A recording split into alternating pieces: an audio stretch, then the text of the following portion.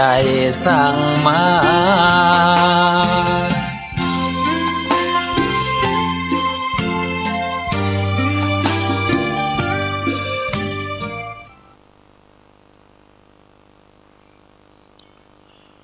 โลกสวยด้วยเมตตาธรรม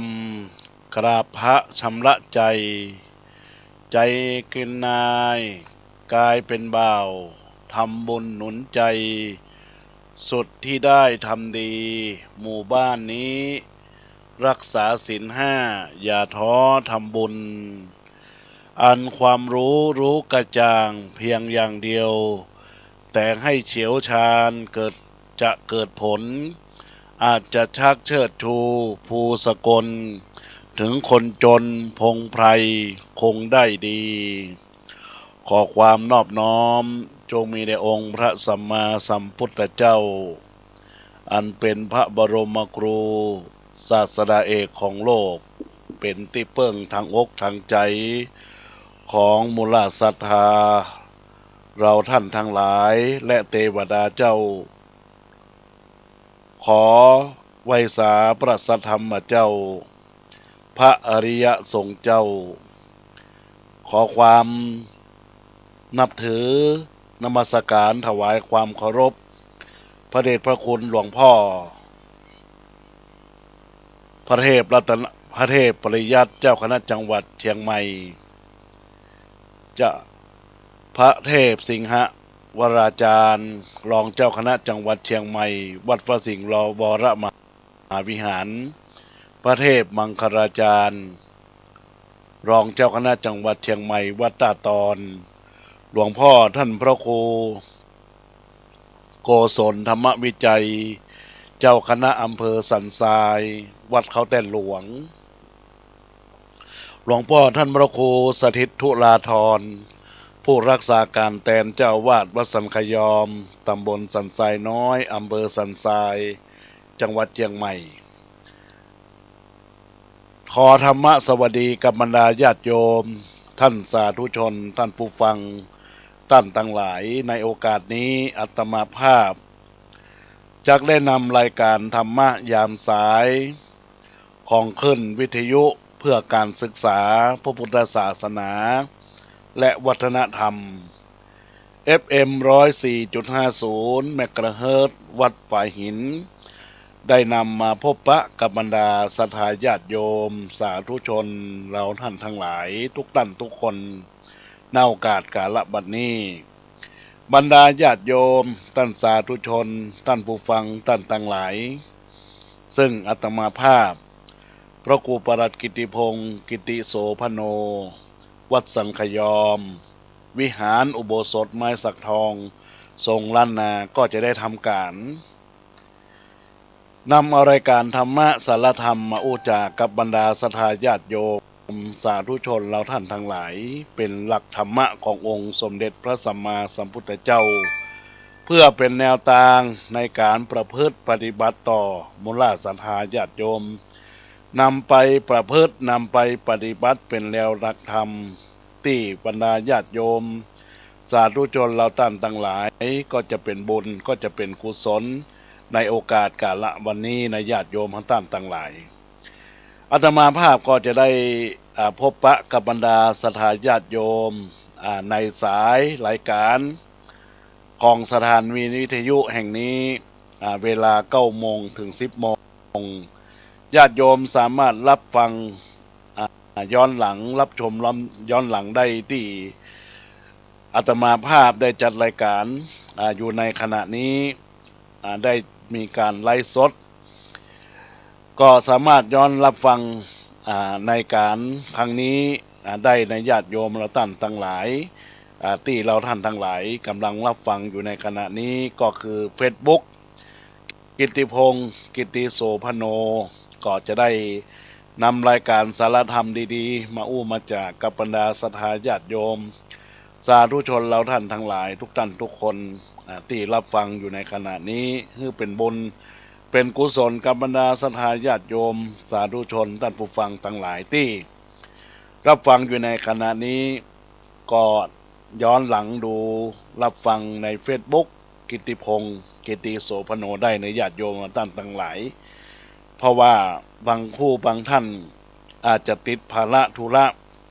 บ่สามารถที่จะรับฟังในรายการไลฟ์สดหรือว่าในวิทยุคลื่นวิทยุ FM 104.50 ได้ก็รับฟังย้อนหลังได้ในยันญาติโยมทั้งหลายบรรดาญาติโยมสาธุชนท่านทั้งหลายในโอกาสกาละในโอกาสนี้ก็เป็นวันอังคารวันนี้เป็นวันที่9เป็นวันที่9แห่งมงคลในญาติโยมทั้งหลายอาตมาภาพก็มีพุทธพจน์หรือว่ามีกรขึ้นต้นไปเมื่อกี้ว่าบรรดาศรัทธาญาติโยมทั้งหลายโลกจะสวยด้วยเมตตาธรรมเฮาก็มากราบน้อมสักการะพุทธจาประสงค์ชำระธรรมใจก็เป็นนายกายก็เป็นเบาทำบุญหนุนใจสุดที่ได้ทำดีหมู่บ้านนี้ก็มีศีล5อย่าท้อในการทำบุญในญาติโยมและท่านทั้งหลายบรรดาญาติโยมท่านสาธุชนทั้งหลายซึ่งอาตมาภาพได้จัดรายการนี้ก็มีญาติโยมได้ส่งกลอนของนักปราชญ์คือหลวงป่อพระพุทธิสาระ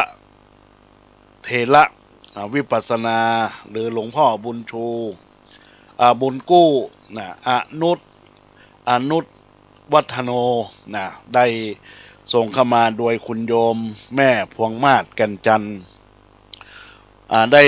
เป็นกรเตือนสติในบรรดาญาติโยมและท่านทั้งหลายว่าเวลาผ่านไปเหมือนสายน้ำไหล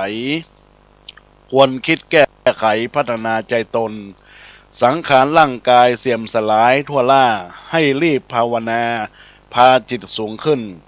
กิเลสตัณหาพาใจต่ำลงชีวิตปลดโปร่งมีหวังลงอบายจงมันทำบุญกุศลดลหนุนให้เป็นเสบียงบุญหนุนส่งสุขติคนเราเกิดมามุ่งหาความสุขต้องการพ้นทุกข์ทำให้ถูกวิธีเข้าของเงินทองต้องรู้จักหามีการศึกษาแสวงหาชีพชอบสุขภาพร่างกายเข้าใจบริหารเพิ่มความทนทานต่อต้านโรคภัยคุณค่าชีวิตอยู่ที่จิตใจฝึกให้ผ่องใสจนใจบริสุทธิ์ผู้คนเกิดมา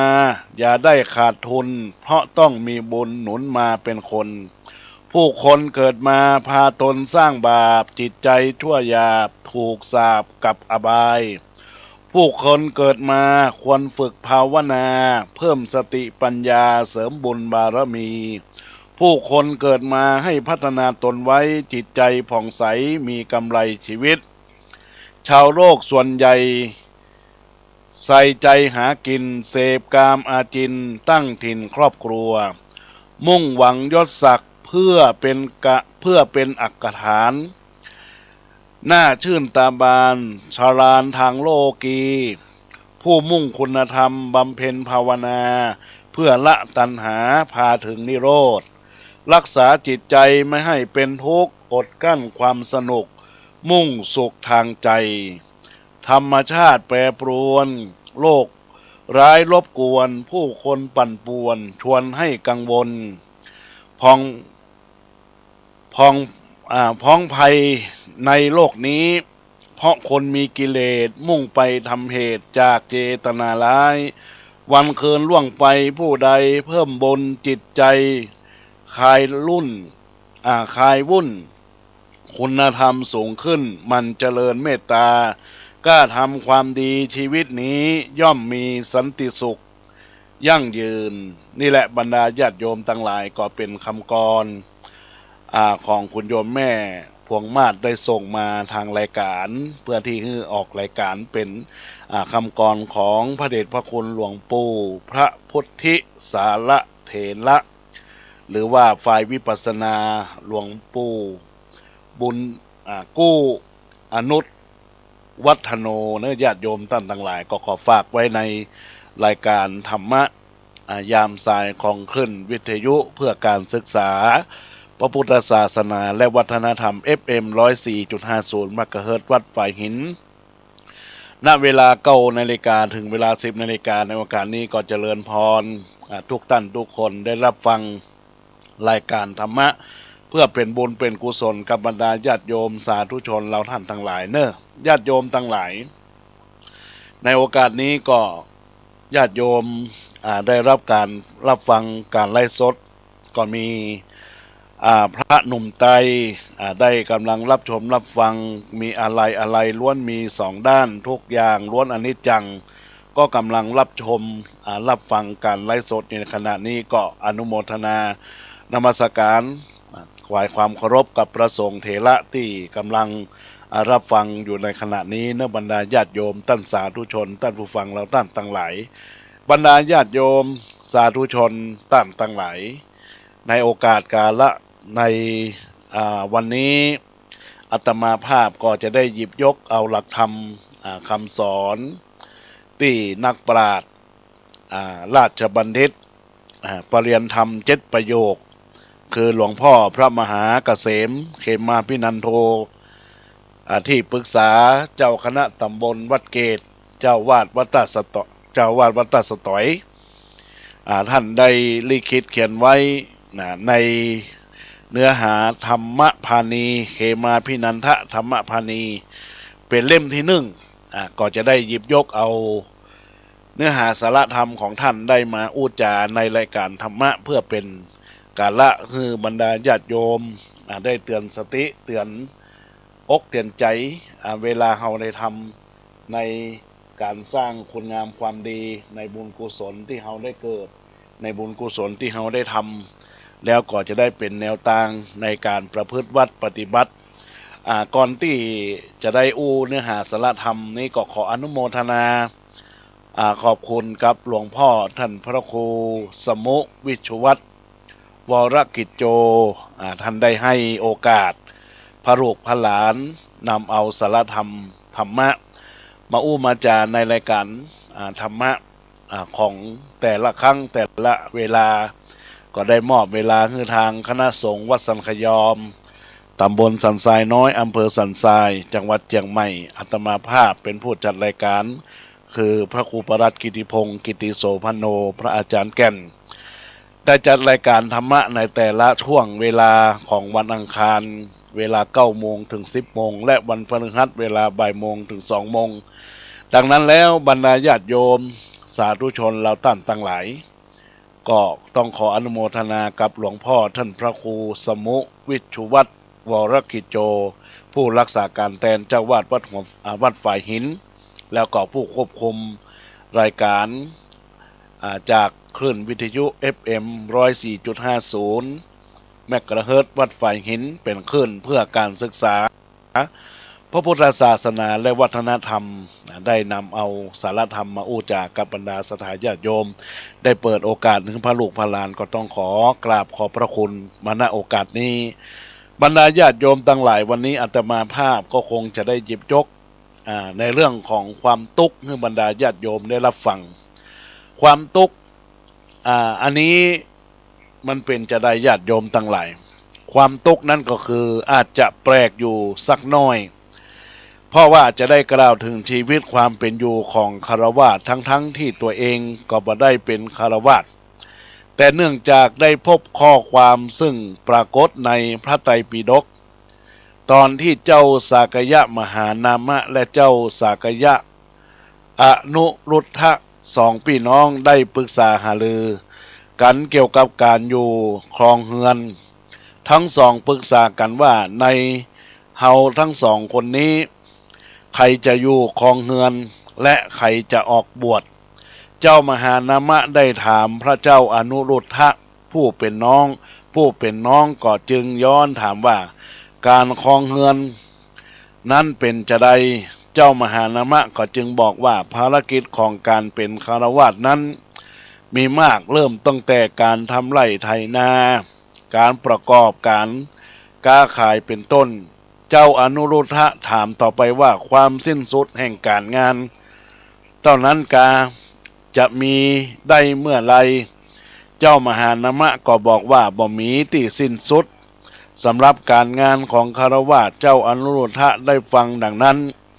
จึงตัดสินใจออกบวชบอกคือเจ้ามหานามะผู้ที่เป็นพี่ชายเป็นผู้ครองเฮือนรักษาสมบัติสืบทอดมรดกต่ออย่าไปเข้าใจผิดคิดว่าเอาว่าเจ้าอนุระเป็นผู้ที่มีความเกียจคร้านขี้เกียจต่อการครองเฮือนจึงหนีไปออกไปบวชอย่าได้ไปคิดเช่นนั้นเพราะว่าในสมัยก่อนนั้นเขามีการฮือคำมั่นสัญญามีการปฏิญญากันไว้ว่าถ้าหากตระกูล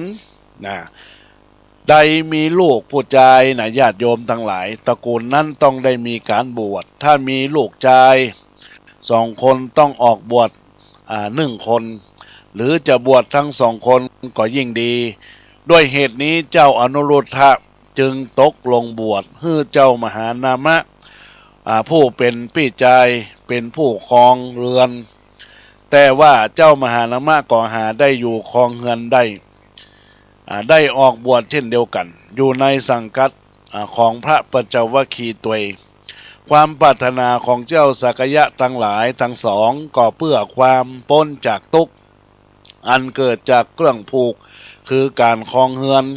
การเข้าบวชของท่านทั้งสอง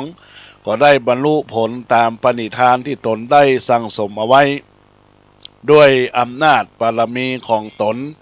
ทั้งในอดีตและปัจจุบันส่งผลให้บรรลุมรรคผลและนิพพานได้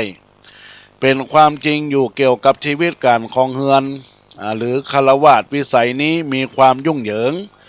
บ่น้อยลำพังแต่ตัวเฮาเองก็ยุ่งพอสมควรแล้วเมื่อไปเกี่ยวข้องพัวพันกับบุคคลอื่นแถมก็ยังเพิ่มเป็นทวีคูณขึ้นไปเรื่อยๆเนื่องจากว่าเฮามีสภาพจิตมีทัศนะความเห็นไปตรงกันและมีแต่สิ่งที่หลอกหลอนหลอกลวงล่อหมุนเวียนเปลี่ยนแปรผันไปบ่มีความแน่นอนความยุ่งเหยิงต่างๆที่เกิดขึ้นรวมทั้งความผิดหวังความตุกข์ใจนั้นถ้าหากเฮาบ่ยอมคุกเข่าฮื้อแก่สิ่งเหล่านั้นบางทีมันก็ช่วยส่งเสริมพลังจิตของคนเฮาฮื้อแข็งแกร่งสามารถที่จะต่อสู้กับอุปสรรคและความผิดหวังนานาประการได้บรรดาญาติโยมท่านสาธุชนทั้งหลายธรรมดาเราเล็กที่ผ่านไปท่านไฟมาญาติโยมทั้งหลายท่านไฟมาแต่เมื่อบรรดาญาติโยมเราท่านทั้งหลายเล็กที่กล้าที่แข็งแกร่งกว่ามีคมมากกว่าเล็กธรรมดาน้ำที่ผ่านการเป็นน้ำแข็งมาก่อนย่อมเป็นน้ำที่เย็นจัดคนเฮาก็เช่นเดียวกันเมื่อได้รับความผิดหวังได้พบกับอุปสรรคความทุกข์ต่างๆมามากต่อมากย่อมทำให้ผู้เป็นเจ้าของแห่งชีวิตมีความเข้มแข็งมีความกล้าจะเผชิญหน้ากับอุปสรรคและความผิดหวังได้บางทีก็เป็นความกล้าแกร่งที่สงบเยือกเย็นตัวแต่บางครั้งอุปสรรคความผิดหวังนั้นก็อาจจะทำให้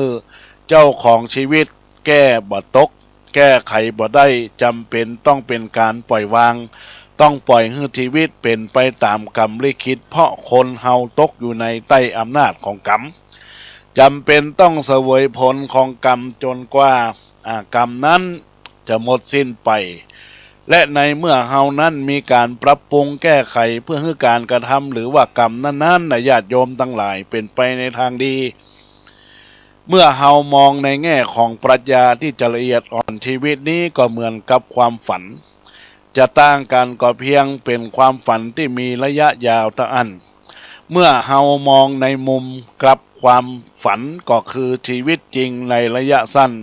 ผู้ที่เข้าถึงความจริงในข้อนี้ก็สามารถที่จะผ่อนคลายความยึดมั่นถือมั่นลงไปได้เพราะบ่มีอันยังอีกที่จะต้องไปยึดมั่นถือมั่นในเมื่อความหวังต่างๆของเฮาเป็นเสมือนภาพที่ลอยมาในอากาศเมื่อภาพนั้นยังมาบ่ถึงมือเฮาจะแน่ใจได้อย่างไรว่าภาพนั้นจะตกเป็นของเฮาและเมื่อสิ่งนั้นถึงมือเฮาได้ของเฮาแล้วเราก็คิดว่าความหวัง อันเปรียบเสมือนความฝันอันเลือนลางได้ความเป็นจริงขึ้นมาแล้วนะญาติโยมทั้งหลายแต่อันยังคือความจริงสิ่งที่เฮาปากันยึดมั่นถือมั่นนั้นก็คือความจริงในเมื่อโลกนี้มีแต่ความเปลี่ยนแปลงหัวใจของคนเป็นการแออัดไปตัวยความลังเลสงสัยมีกิเลสอาสวะเข้ามาสมอยู่แล้วก็ยังบอกฮู้เลยว่าอาจจะมีอันยังเกิดขึ้นในวันข้างหน้าวันเวลาสามารถที่จะเปลี่ยนหัวใจของคนได้อย่างง่ายดายวันนี้เป็นอย่างนี้พรุ่งนี้เป็นอย่างนี้อาจจะเป็นอีกแบบหนึ่งจะป่วยก้าวไปใหญ่ถึงวันนี้พรุ่งนี้การเวลาห่างกันเพียงบอกกี่นาทีก็ยังเปลี่ยนใจคนได้ในทำนองเดียวกันสิ่งที่ทำให้เฮาทนทุกข์ทรมานในวันนี้อาจจะมีความสุขสดชื่นแก่เฮาในวันข้างหน้าก็ได้ในลักษณะนี้ญาติโยมทั้งหลายก็คล้ายคลึงกันว่าองค์สมเด็จพระสัมมาสัมพุทธเจ้าพระองค์ทรงได้ตรัสว่าสิ่งที่บ่น่ายินดีมักมาในรูปของความน่ายินดีสิ่งที่บ่น่าฮักมักจะมาในรูปของความน่าฮักความทุกข์มักจะมาในลักษณะที่คล้ายคลึงกันทั้งภาระแห่งการเกิดและสาเหตุที่ทำให้เกิดดังนั้นคนเฮาถึงแม้จะมีความแตกต่างกันในเรื่องของปีกย่อยอย่างอื่นแต่สิ่งที่คนเฮามีแนวร่วมกันนั้นก็คือความทุกข์เฮาจะขาดแคลนสิ่งใดก็ตามแต่บอกเคยขาดแคลนความทุกข์ที่จะเป็นพระเป็นเนนหรือว่าจะเป็นฆราวาสชาวบ้านจะอยู่ป่าอยู่ดงก็จะต่างกันก็เพียงปริมาณรูปลักษณะแห่งความทุกข์ต่ออันจะเป็นความทุกข์มากหรือน้อยอยู่ที่เหตุและปัจจัยแห่งการกระทำของตัวเฮาเององค์สมเด็จพระสัมมาสัมพุทธเจ้าจึงทรงแนะนำให้รู้จักความทุกข์สาเหตุของความทุกข์ก็คือวิธีการดับทุกข์และแนวทางแห่งการดับทุกข์เพื่อที่จะมาให้มนุษย์ของคนเฮาบ่ต้องตั้งกังวลวันไหวต่ออุปสรรคความผิดหวังและความทุกข์ต่างๆและเมื่อนั้นจะทำให้การดำเนินชีวิตแบบของฆราวาสวิสัยเป็นไปด้วยดีมีความสุขและความเจริญมีความปลอดภัยเหมือนดังนักปราชญ์ท่านกล่าวว่าในโลกนี้มีอะไรไหนเที่ยงแท้ย่อมเปลี่ยนแปลตามการที่ผ่านผันชีวิตต้องต่อสู้อยู่ทุกวันเพื่อสิ่งอันมุ่งหวังสมดังใจทุกชีวิตดิ้นรนบนโลกกว้างโลกที่สร้างความสุขและทุกข์ให้มีผู้แพ้ผู้ชนะเคล้าคละไปจุดจบในเปลวเพลิงเชิงตะกอนอันนี้แหละบรรดาญาติโยมท่านสาธุชนท่านผู้ฟังทั้งหลายที่กำลังรับฟังรายการธรรมะในช่วงของเวลานี้ก็จาก FM 104.50 เมกะเฮิรตซ์วัดไฟหินสถานีวิทยุเพื่อการศึกษาพระพุทธศาสนาและวัฒนธรรมเป็นกาลที่เราท่านทั้งหลายจักได้เป็นบุญกุศลในญาติโยมทั้งหลายที่เฮาต่างหลายจะได้น้อมนำเอากุศลเหล่านี้เป็นข้อคิดเป็นแนวทางในการดำรงชีวิตตอนนี้ก็มีใน Facebook ก็มีราศีมังกรคุณชอนช้างได้มารับชมรับฟังในการไลฟ์สดอยู่ในขณะนี้ก็อนุโมทนาขอบคุณกับท่านตัวที่ได้รับฟังอยู่ในขณะนี้ในบรรดาญาติโยมท่านสาธุชนท่านผู้ฟังท่านทั้งหลายตอนนี้อยากจะให้บรรดาญาติโยมได้คล้อยคิดไปตามไปตัวเนื้อญาติโยมทั้งหลายในสิ่งที่อาตมาภาพได้ได้จ๋าหลักธรรมคำสอนขององค์สมเด็จพระสัมมาสัมพุทธเจ้าเพื่อเป็นแนวทางในการดำรงประพฤติปฏิบัติอย่างตนตัวของมูลศรัทธาญาติโยมท่านทั้งหลายที่รับฟังรายการธรรมะในโอกาสนี้ก็เป็นกาลที่เราท่านทั้งหลายจะได้นำเอาไปประพฤติ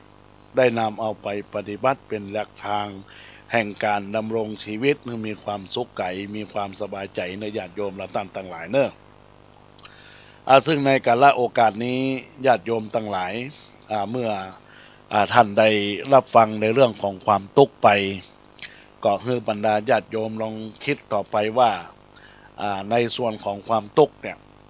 เมื่อเรามีความทุกข์จากสิ่งที่พัดพรากจากสิ่งที่ฮักที่พอใจก็มีความทุกข์ในสิ่งที่ประสมหวังมันมีความสุขมันมีความเจริญมันมีความก้าวหน้าก็ศรัทธาญาติโยมทั้งหลายนะเราจะทำจะได้ในเรื่องของความทุกข์เหล่านี้ได้นอกเสียจากว่ามีหลักของการข่มใจนะมีหลักของการข่มใจในบรรดาญาติโยมและท่านทั้งหลายการข่มใจนี้ข่มใจจะได้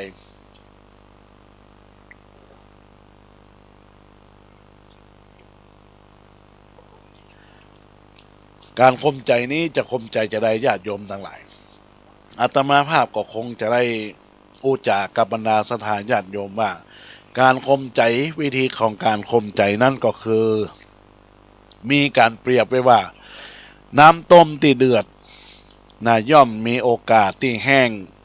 เร็วกว่าน้ำที่บ่เดือดน้ำที่เย็นปกติย่อมมีไอละเหยช้ากว่าน้ำที่เดือดคนที่มักโกรธย่อมป่วยไข้และตายได้อย่างเร็วกว่าคนบ่โกรธความโกรธของคนเฮานั้นเกิดขึ้นได้โดยวิธีต่างๆกันมีมาจากหลายสมมติฐานที่เป็นสาเหตุของการคือเกิดความโกรธในฐานะที่เฮายังเป็นกัลยาณปุถุชนคนธรรมดาความโกรธก็ย่อมเกิดย่อมมีขึ้นแต่จะมีมากหรือมีน้อยนั่นอยู่ที่เจ้าของผู้ที่จะโกรธนั่นเองในทางพระพุทธศาสนาพระพุทธองค์ทรงตรัสทำสำหรับระงับความโกรธเอาไว้นั่นก็คือธรรมะนั่นคืออย่างญาติโยมทั้งหลายเป็นวิธีเพื่อที่จะหาวิธีการแก้ไขขจัดปัดเป่าสิ่งเลวร้ายอันเป็นความโกรธเป็นสาเหตุให้เบาลงคำว่าธรรมะเป็นภาษาบาลีแปลว่าการข่มหรือว่าความข่มนะคำว่าข่มในที่นี้หลายหมายถึงความข่มใจโดยเฉพาะเพราะคนเฮานั้นมีใจเป็นนายมีกายเป็นบ่าวคอยรับใช้ถ้าหากว่าข่มใจไว้ได้แล้วส่วนกายและวาจาก็บ่มีปัญหาคุณธรรมก็ดีมีความสำคัญแก่ปวงชนที่จะอยู่ร่วมกันในวงตระกูลในหมู่คณะในฐานะที่เป็นถิ่นฐานอันเดียวกันตามปกติธรรมดาของคนเฮาน่ะแต่ละคนในญาติโยมทั้งหลายย่อมมีอัธยาศัยใจคอต่างกันบางคนก็เป็นคนหุนหันพลันแล่นบางคนก็เป็นคนขี้โกรธขี้โมโหบางคนก็เป็นคนที่ใจดีใจเย็นใจกว้างมีสติมีสัมปชัญญะเมื่อมีเรื่องบ่เป็นที่พอใจมากระทบมากระทบแล้วญาติโยมทั้งหลายโดยการกระทบกระแทกแดกดันเข้ามาเกาะบ่มีความเดือดร้อนกระวนกระวายจนเกินไปบางครั้งก็เพิกเฉยยับยั้งชั่งใจเอาไว้ได้บ่ถือโทษโกรธตอบถ้าหากเฮาเป็นคนมีอัธยาศัยใจคอโหดร้ายบ่มีสติสัมปชัญญะคอยควบคุมทำไปตามใจตัวเองและตามอำนาจกิเลสที่มันเกิดขึ้นบ่มีความคมบ่มีความอดทนเอาไว้สิ่งที่จะบังเกิดขึ้นก็คือความบาดหมางความบ่สงบสุขและความสามัคคีธรรมก็จะหมดไปสิ้นไปคนที่เป็นสามีภรรยากันก็จะแตกแยกกันจากกันไปบ้านที่อยู่ที่อาศัยญาติโยมทั้งหลายแล้วก็ญาติโยมทั้งหลายคนที่เป็นสามีภรรยากันก็จะมีความแตกแยกกัน บ้านที่อยู่ใกล้กันก็จะมีความพิษใจกันมองหน้ากันบ่ติดแม้คนที่ฮักกันคบกันนะญาติโยมฉันญาติมิตรก็จะมีเรื่องราวเกิดขึ้นพระพุทธองค์จึงแนะนำอุบายการข่มเหงเอาไว้อย่าไปตามใจตัวเองการตามใจตัวเองนะญาติโยมท่านทั้งหลายมากเกินไปเนี่ยจะทำให้เกิดความเสื่อมเสียเป็นที่รังเกียจของสังคมและเจ้าโลกเพราะทำอันหยังโดยตามใจตัวเองบ่ได้คำนึงถึงบุคคลอื่นและสังคมอื่นเมื่อกิเลสเกิดขึ้นกับตัวเฮาหรือถูกกิเลสครอบงำจิตของเฮาแล้วต้องมีสติสัมปชัญญะอย่าทำอันหยังลงไปตามอำนาจของกิเลสต้องระมัดระวังหรือว่าข่มใจเอาไว้ให้มากที่สุดคนเฮามีอุบายการข่มใจเป็นเครื่องอยู่เป็นเครื่องยึดเหนี่ยวแล้วความผิดพลาดความพังพลาดย่อมบ่เกิดมีขึ้นความเดือดร้อนเกี่ยวกับครอบครัวและเพื่อนบ้านก็จะบ่มีสามารถที่จะรักษาความสามัคคีธรรมและความสุขเอาไว้ได้ในเรื่องของความกวนใจทุกข์ที่คนเฮามีอยู่เสมอนั้นก็เนื่องมาจากเฮาบ่ยอมเห็นเรื่องนั้นๆถ้าเป็นเรื่องเล็กๆน้อยๆหรือว่าเป็นเรื่องธรรมดาชอบแต่จะคิดว่ามันเรื่องใหญ่โตสลักสำคัญจนผิดธรรมดาแล้วก็ต้องตกอยู่ในใต้อำนาจแห่งความสำคัญมันหมายนั้นชีวิตจึงต้องหวั่นไหวกลายเป็นเสมือนลูกปิงปองหรือฟุตบอลมีความผิดหวังและสมหวังความชอบความชังมันตบมันเตะ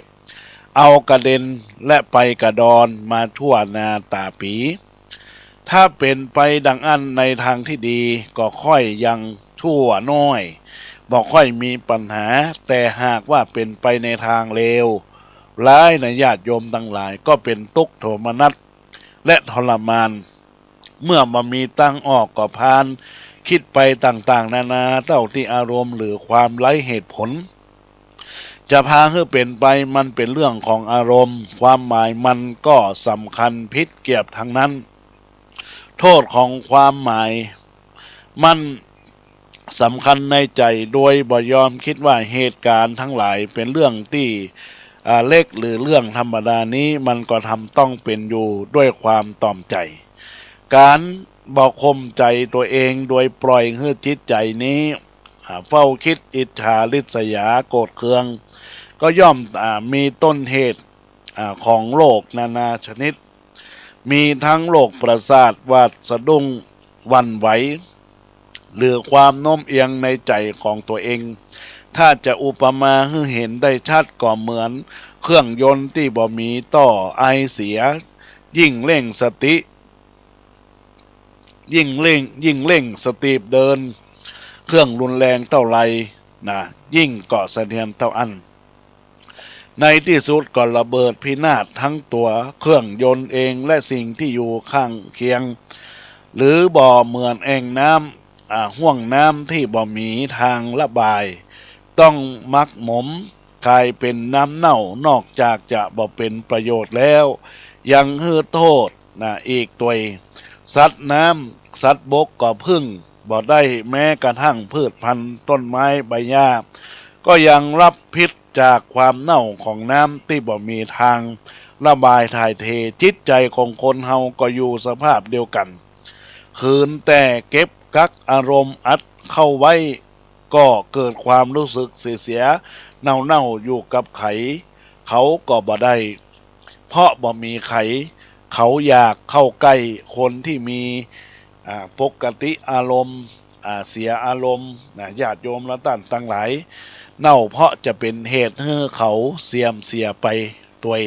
ฉะนั้นควรที่เฮาจะต้องสร้างปล่องระบายไอเสีย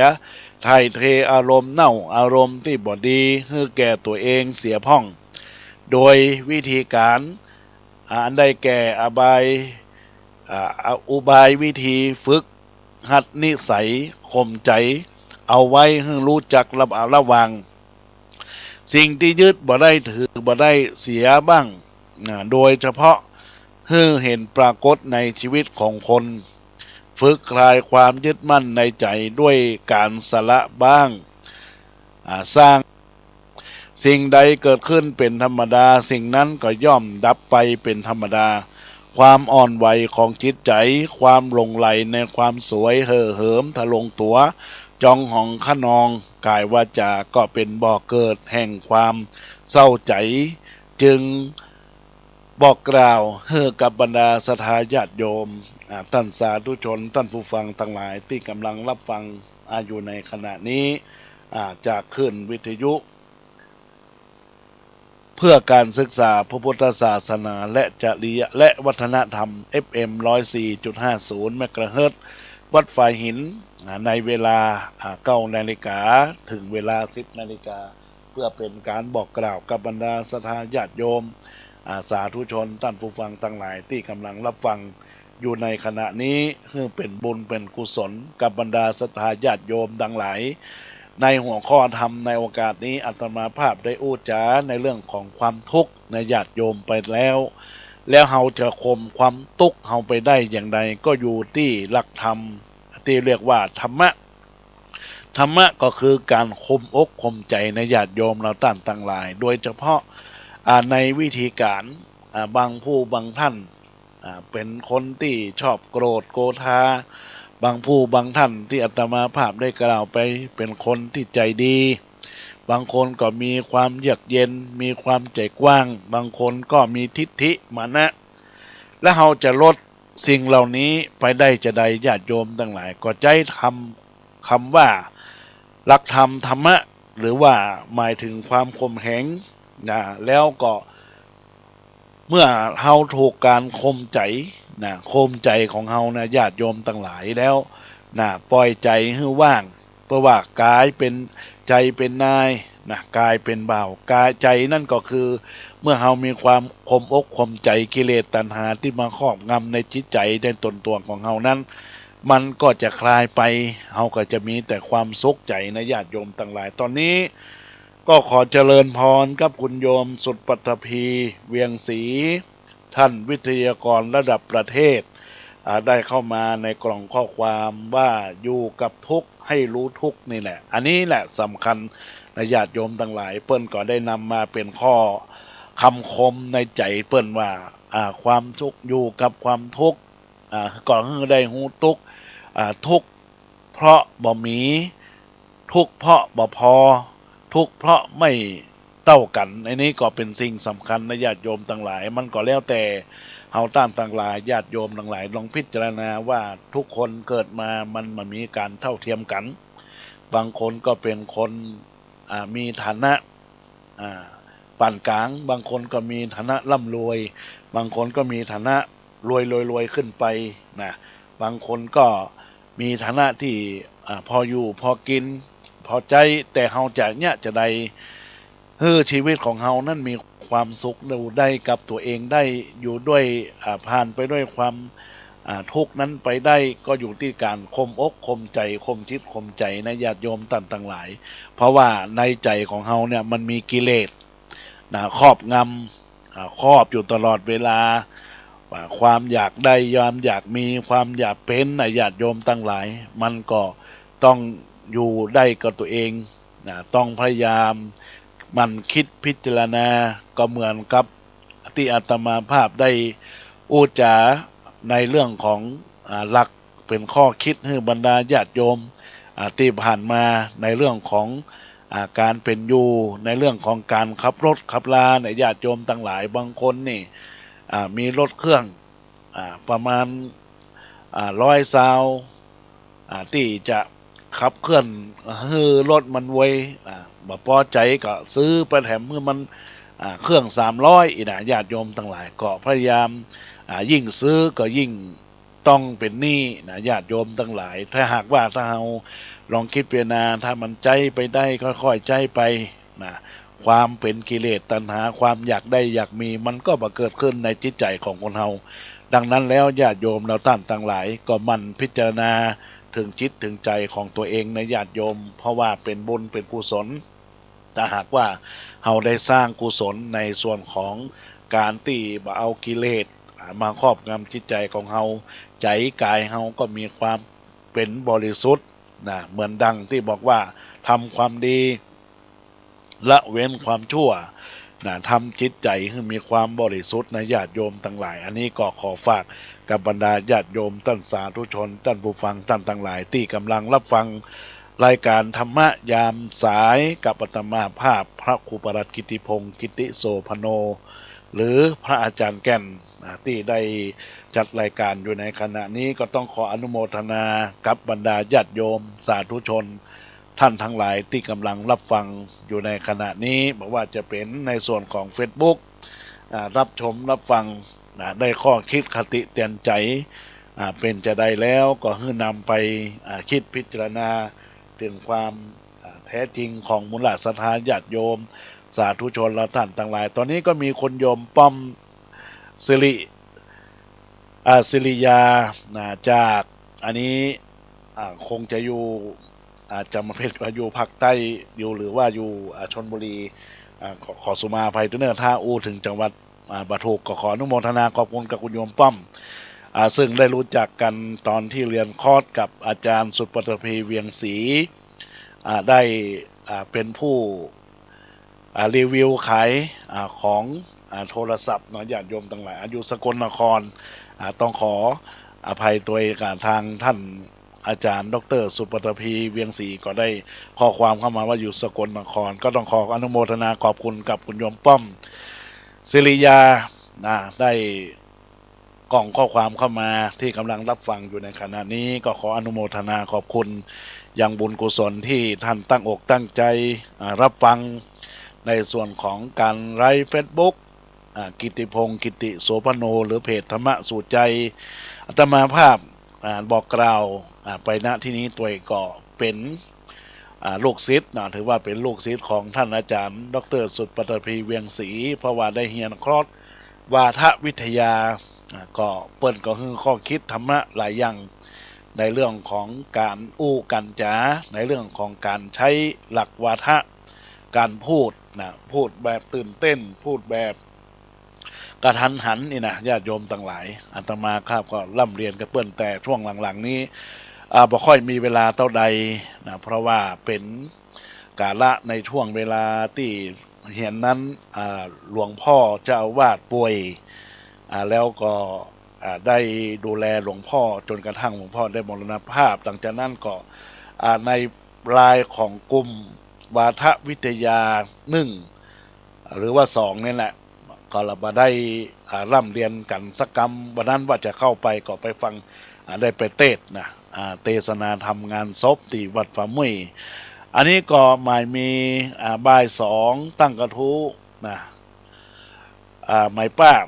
ว่างเปล่าอันนี้ก็แท็กเข้ามาเป็นการจากับคุณโยมป้อมศิริยาก็อย่างใดก็ตอบไปทางท่านอาจารย์ดร.สุปตภีตัวเนอร์เพราะว่าตอนนี้เป็นส่วนของรายการที่ได้ศึกษาเราเรียนวาทวิทยาของวิชาของอาจารย์สุปตภีเวียงศรีเป็นครอสเพื่อเป็นการฝึกพูดญาติโยมทั้งหลายญาติโยมทั้งหลายอาตมาภาพก็คงจะแนะนำใครอยากสนใจที่ชอบชอบจ๋าอยากจะมีเทคนิคการพูดการเป็นวิทยากรการเป็นพิธีกรหรืออยากเป็นนักพูดนี่นะสามารถที่จะเข้าไปใน Facebook ของสุปตภีเวียงศรีได้เลยเนอะไปเป็นปนห้องว่าเป็นเพื่อนกดไลค์กดแชร์กดถูกใจแล้วก็เข้าไปในไลน์ของท่านก็จะมีกลุ่มเข้าไปก็ทักไปเนอะอันนี้ก็ขอประชาสัมพันธ์ในส่วนของการที่ได้ร่ำเรียนในส่วนของวาทวิทยาเป็นการประชาสัมพันธ์เพื่ออาจารย์ตัวเพื่อให้อาจารย์ได้สั่งสอนหรือว่าได้ถ่ายทอดวิธีการถ่ายทอดการเป็นนักพูดเพื่อเป็นบุญเป็นกุศลในส่วนของวาทวิทยาต่างๆในประเด็นนี้คงจะเป็นข้อที่2ที่3นะไม่ใช่ว่าจะเฮียนในการอย่างเดียวญาติโยมต่างหลาย เฮียนในเรื่องของการตื่นรู้ตัวเองนะตื่นรู้ตัวเองแล้วก็เทคนิคการหลายๆอย่างท่านอาจารย์เปิดจะสอนดังนั้นแล้วญาติโยมทั้งหลายที่รับฟังรับชมอยู่ในขณะนี้ในส่วนของเป็นช่วงวัยกลางคนหรือว่าวัยสักประมาณ30กว่าขึ้นเนี่ยที่ฟังรายการวิทยุในตอนนี้หรือว่าได้ฟังเฟซบุ๊กก่อนตมาภาพก็เข้าไปกดไตที่เฟซของท่านอาจารย์สุดปัตภีเวียงศรีท่านวิทยากรระดับประเทศได้เข้าไปแล้วก็ไปศึกษาดูไปขอเป็นเพื่อนแล้วก็ขอ Facebook ขอไลน์ของท่านแล้วก็จะมีการที่จะได้ไปศึกษาในส่วนของวาทวิทยาตอนนี้ก็ขอนมัสการถวายความเคารพหลวงพ่อท่านพระครูประหลัดรองยานวโรท่านผู้ช่วยเจ้าวาดวัดศรีโสดาพระอารามหลวงและเจ้าวาดวัดแม่โจ้ได้เข้ามาบอกว่าในกองข้อความว่าธรรมะสวัสดีสบายดียามเจ้าก็สบายดีครับก็อนุโมทนาขอบคุณในส่วนของวันที่19 มีนาก็จะไปลืมเนอท่านอาจารย์เป็นการทำบุญหลวงพ่อท่านพระครูโอภาสวิหารกิจประจำเดือนแล้วก็เป็นกาละที่ทางเจ้าภาพหมายมีท่านพระครูสถิตทุราธรผู้รักษาการแทนเจ้าวาดพร้อมด้วยพระอธิราชคันติพโลวัดสันขยอมเป็นเจ้าภาพถวายพระสงฆ์12 รูปภาคกลางคืนก็มีการแสดงพระธรรมเทศนาโดยท่านพระครูบัณฑิตบัณฑิตธรรมาพรเจ้าวาดวัดรัติวันขอนตาลพระนอนศักดิ์สิทธิ์และคณะสวดวัดพระนอนศักดิ์สิทธิ์แล้วก็ในกลางวันก็จะมีซอของพันนี้แล้วก็จันติบเนอร์อันนี้ก็ขอประชาสัมพันธ์บอกเอิญจนจวนกับบรรดาศรัทธาญาติโยมในส่วนของสถานีวิทยุขึ้นเพื่อการศึกษาพระพุทธศาสนาและวัฒนธรรมในการงานทำบุญประจำเดือนอุทิศถวายณสรีระสังขารธาตุขันธ์ของหลวงพ่อพระครูโอภาสวิหารกิจเจ้าวาดวัดสันขยอมอดีตรองเจ้าคณะอำเภอสันทรายเพื่อเป็นบุญเป็นกุศลเนอะดังนั้นแล้วก็ขอบอกกล่าวกับบรรดาศรัทธาญาติโยมสาธุชนท่านผู้ฟังทั้งหลายและก็เตือนสติไปตั้งท่านอาจารย์พระครูประหลัดรองยานวโรตอนนี้การงานเปิ้นนักนิมนต์มาถึงมาเติงเปิ้นก็บ่ค่อยว่างก็เลยก็ขออนุโมทนาขอบคุณกับท่านพระครูประหลัดรองยานวโรตัวที่ได้เข้ามาในธรรมสวัสดีในยามบ่ายญาติโยมท่านทั้งหลายก็อนุโมทนาขอบคุณตอนนี้เวลาในการจัดรายการก็ยังเหลือประมาณ10 กว่านาทีอาตมาภาพจะหยิบยกรายการม่วนงานสันเล่าภูมิปัญญาล้านนาอุจากันได้อุจากันไปล้านนาไทยเฮามีความเจริญบอกว่าผู้สปะวันนี้อู้เรื่องตุกอู้เรื่องการข่มใจก็ผู้ก็คือคนญาติโยมต่างหลายก็เลยจะนำเอามาอู้มาจากกับบรรดาศรัทธาว่าผู้สปะนี่มันเป็นจะได้เพิ่นบอกว่าผู้ทำความดีก็คือผู้มีบุญผู้คอยการุณก็คือผู้ใหญ่ผู้ที่คอยฮักห่วงใยคือผู้ให้กำเนิดผู้ที่ประเสริฐก็คือผู้มีความกตัญญูผู้ที่น่าเอ็นดูคือผู้ยากไร้ผู้ทำผิดระเบียบวินัยคือผู้ต้องหาผู้ถูกจำคุกนั้นนาคือผู้ต้องขังผู้ที่ต้องระวังคือผู้ก่อการร้ายผู้ที่มีบังใหญ่ก็คือผู้กองผู้รับส่งละอ่อนก็คือผู้ปกครองผู้ที่โดนน้ำนองก็คือผู้ประสบอุทกภัยผู้ที่น่าเลื่อมใสก็คือผู้บังคับบัญชาผู้ที่อาสาก็ผู้สมัครเลือกตั้งผู้ที่ควรแสดงพลังคือผู้ลงคะแนนผู้ที่เป็นแกนก็คือผู้นำผู้ที่ก่อสร้างก็เป็นผู้รับเหมาผู้ที่เบี้ยยังทีบออกแล้วไปเอาก็คือผู้สูงอายุเนญาติโยมต่างหลายอันนี้ก็ขอฝากเนอผู้สปะเนญาติโยมต่างหลายก็ลองคิดพิจารณาอันไหนเป็นสิ่งที่ม่วนงานสันเล่าเฮาก็อู้จ่าอู้แซวกันไปสิ่งไหนที่เป็นกรรม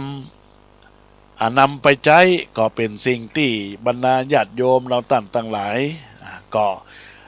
ม่วนงานสันเล่ากันไปในญาติโยมตอนนี้ก็คงจะได้ให้บรรดาญาติโยม ท่านสาธุชนท่านทั้งหลายอาจารย์สุดปฐพีเวียงศรีบอกว่าผู้ที่น่ารักพุทธก็คือสุดปฐพีว่ะ อันนี้ก็อนุโมทนาขอบคุณกับอาจารย์เนอร์ที่ได้ของข้อความมาเล่นแซวในรายการใน Facebook แล้วก็อูกจาในวิทยุเพื่อเป็นการอูจามวลงานสันเล่าต่างหลายเนอญาติโยมต่างหลายตอนนี้เวลาก็ล่วงเลยมาแถม8 นาทีอาตมาภาพก็คงจะได้อูจากันสายหน้าไม้ในบรรดาญาติโยมนะต่างหลายดังนั้นแล้วญาติโยมที่รับฟังสายในวิทยุของขึ้นวิทยุเพื่อการศึกษาและวัฒนธรรม FM 104.50 เมกะเฮิรตซ์กับพระอาจารย์แก่นวัดสันขยอมวิหารไม้อุโบสถไม้สักทองทรงล้านนาในขณะนี้ก็บรรดาญาติโยมอาจจะปล่อยโอกาสให้ศรัทธาญาติโยมได้โทรศัพท์เข้ามาอุจาในสายรายการที่เบอร์โทรศัพท์096 262 9694 096 262 9694ตอนนี้มีท่านอาจารย์สุดปฐพีเวียงศรีได้โทรศัพท์เข้ามาเจริญพรนมัสการค่ะพระครูหนูมีคำถามจะถามพระครูค่ะถามว่ามีผู้ชายมาหลงรักหนูเยอะมากเลยค่ะตอนนี้หนูจะทำยังไงดีคะทุกข์มากเลยค่ะโยมก็ไม่ต้องทุกข์อะไรมากก็ให้เขารักเรานะดีแล้วนะรักในประเภทไหนรักแบบริษยาหรือว่ารักด้วยความเป็นกิเลสตัณหาอยากได้อยากมีอยากเป็นหรือรักแบบไหนรักแบบลุมเราเลยค่ะรักแบบลุมเราเลยนะดีแล้วที่เขารักไม่เป็นไรหรอกมันเป็นกฎอนิจจังเดี๋ยวเขาก็หายเองสาธุนะเจริญพรดีกว่าเขาเกลียดนะพระครูเนาะดีกว่าเขาเกลียดเนาะเนี่ยผู้ชายมาเยอะมากเลยพระครู7-8 คนเลยก็ถึงบอกก็โยมสุรีก็บอกแล้วว่าเป็นผู้ที่น่ารักอยู่แล้วก็ขอให้น่ารักตลอดไปนะเจริญพรอนุโมทนาเนอะครับเจริญพรอันนี้ก็ขออนุโมทนาขอบคุณกับคุณโยมสุดปฐพีเวียงศรีได้เข้ามาอู้จ๋าเล่นจ๋าม่วนงานสันเล่ากันในรายการก็ถือว่าท่านได้รับฟังรายการอยู่ในขณะนี้เป็นการอู้จ๋าว่ามีผู้ชายนี่ที่จริงเปิ้นก็เป็นพ่อจายเนี่ยญาติโยมต่างหลายแต่เปิ้นอู้เล่นว่าเป็นลักษณะของผู้ชายประเภท2นะที่จริงแล้วเป็นผู้ชายเต็มร้อยนะแต่เป็นการม่วนงานสันเล่าเป็นเทคนิควิธีการถ่ายทอดในส่วนของการเป็นวิทยากรนะบอกว่ามีผู้ชายมาหลงรักมีผู้ชายมาลุมเราไอ้นะอันนี้ก็แล้วแต่คนเฮาก็ญาติโยมต่างหลายไปที่ไหนเหมือนกับที่อาตมาภาพได้อุจาหลักธรรมะข่มใจบอกว่าตัวเฮาเนี่ยอย่าไปให้เฮาคนอื่นได้เดือดร้อนเฮานะถ้าคนเฮาถ้าเดือดร้อนเฮาเนี่ยญาติโยมต่างหลายนะมันเป็นสิ่งที่น่าจะพิจารณาญาติโยมต่างหลายแต่ถ้าหากว่าเฮาไปไหนเอาฮื้อเปิ้นเกียดเปิ้นจังไปปะเฮาปะเปิ้นบึ้นปากใส่เฮาญาติโยมจังได๋มุ้ยปากใส่เฮานี่ยิ่งเป็นสังคมที่น่ารังเกียจแต่ถ้าหากว่าคนเฮาเนี่ยญาติโยมทั้งหลายไปที่ไหนมีคนยิ้มแย้มแจ่มใสความรักความอบอุ่นซึ่งกันและกันเอื้อเฟื้อเผื่อแผ่นี่แหละคือคนที่สังคมยอมรับในส่วนของความน่ารักในส่วนของความที่เป็นกัลยาณธรรมเป็นกัลยาณมิตรกันเพราะฉะนั้นก็ข้อต้องขอฝากกับบรรดาศรัทธาญาติโยมสาธุชนเราต่างหลายตัวตอนนี้ก็มีคุณโยมแม่นวลได้ทักเข้ามาในไลน์ญาติโยมต่างหลายบอกว่าตอนนี้รับฟังอยู่นะเจ้านะแล้วก็ฟังไปตัวการทำงานไปตัวก็ต้องขออนุโมทนาตอนนี้ก็มีคุณโยมได้จากอำเภอสารปีได้เข้ามาทักทายว่ากำลังฟังอยู่เนอก็เจริญพรกับคุณโยมตีลาชื่อว่าโดนะDOW อ่านคงจะอ่านว่าโดนะญาติโยมทั้งหลายก็ขออนุโมทนาขอบคุณกับคุณโยมที่รับฟังอยู่ในขณะนี้ในสายรายการธรรมะยามสายในโอกาสนี้ญาติโยมต่างหลายที่อยู่ต่างใด อาจจะโทรศัพท์เข้ามาอู้จ๋าก็ขอเจริญพรกับบรรดาศรัทธาญาติโยมสาธุชนท่านผู้ฟังทั้งหลายที่เบอร์โทรศัพท์0962629694ที่อาตมาภาพกำลังจัดรายการอยู่ในขณะนี้ก่อนโทรศัพท์เข้ามาอู้จ๋ากันได้เน้อญาติโยมทั้งหลายที่เบอร์โทรศัพท์0962629694บรรดาญาติโยมเมื่อบางท่านมาได้โทรศัพท์มาก็ฝากข้อความมาในกล่องข้อความใน Facebook ใน Messenger ในLine ก็อาตมาภาพขออนุโมทนาขอบคุณเนอะบางครั้งโทรศัพท์นี่มันมี 3-4 ระบบบางครั้งมันก็เออเลอร์มาญาติโยมทั้งหลายก็พยายามจะอ่านให้บรรดาญาติโยมทักทายญาติโยมเพื่อเป็นกาละที่ว่าอาตมาภาพไม่ได้อู้คนเดียวมีญาติโยมได้ฟังมีญาติโยมได้รับฟังธรรมะที่อาตมาภาพได้อู้ได้จ๋า